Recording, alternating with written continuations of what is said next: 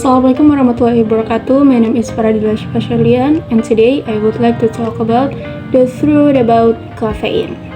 How many of you consider yourself caffeine addicts? How much coffee do you drink in a day? 1 cup, 2 cups, or more? How about caffeinated sodas? Caffeine is pervasive in our society these days, and every few months we hear about how a study has shown that it is bad for us or good for us. What are we to believe? Today, I'd like to give you some of the facts about caffeine and its effect on our body. I may not cause you to change your coffee consumption, but at least you will be better informed about what you are putting into your body. I'm going to talk about the beneficial effects of caffeine, the negative effects, and discuss what are considered to be safe level of caffeine consumption. Let's start with the good news. Caffeine, which comes from the leaves, seeds, and fruits of about 63 different plants, is well known as a stimulant. That's why people drink it, right? Caffeine does help you wake up and feel more alert, and it has been shown to increase attention span. This is a beneficial effect for people who are driving long distance and for people who are doing tedious work. Calling this a health benefit may be stretching it, though staying awake while you are driving a car definitely contributes to your well-being. Caffeine also contains antioxidants, which have been shown to have cancer prevention qualities. The negative effects of caffeine are largely dependent on how much you consume.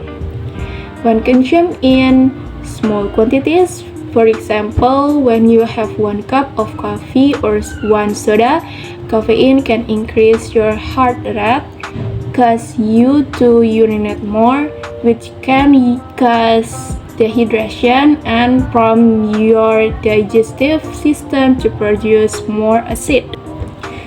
In larger amount, caffeine can cause you to have headache, feel restless and nervous, be unable to sleep, and even in very large quantities to have hallucination. Don't try that at home. When larger amounts of caffeine over 600 mg per day are ingested over long periods of time, they can cause sleep problems, depression, and digestion issues. According to a Medline article on the National Institutes of Health website, having caffeine in your diet is not of any benefit to your health. But by the same token, moderate consumption is not considered harmful. They say that having up to 3 8-ounce cup of coffee or 2050 mg of caffeine is considered average or moderate. 10 cups of coffee a day is considered excessive. Also, remember that the amount of caffeine per cup can vary greatly depending on the type of bean that are used and the strength of the brew. Most sodas with caffeine, unless they are specially enhanced, have about 35 mg of caffeine per 8 ounces. This means that you don't have to worry too much unless you are drinking several 2-liter bottles per day.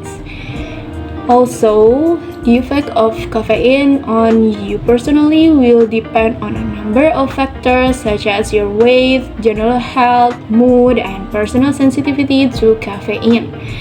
As you can see, caffeine can have both positive and negative effect on our health and well-being.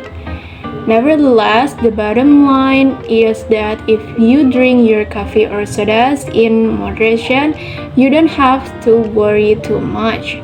So, The next time you're wondering whether or not you should have that second cup of coffee to perk you up, relax. At least now you know what it will and won't do for you. Thank you very much for your attention and thank you very much for attending this video. I hope you enjoy it. See you next time. Wassalamualaikum.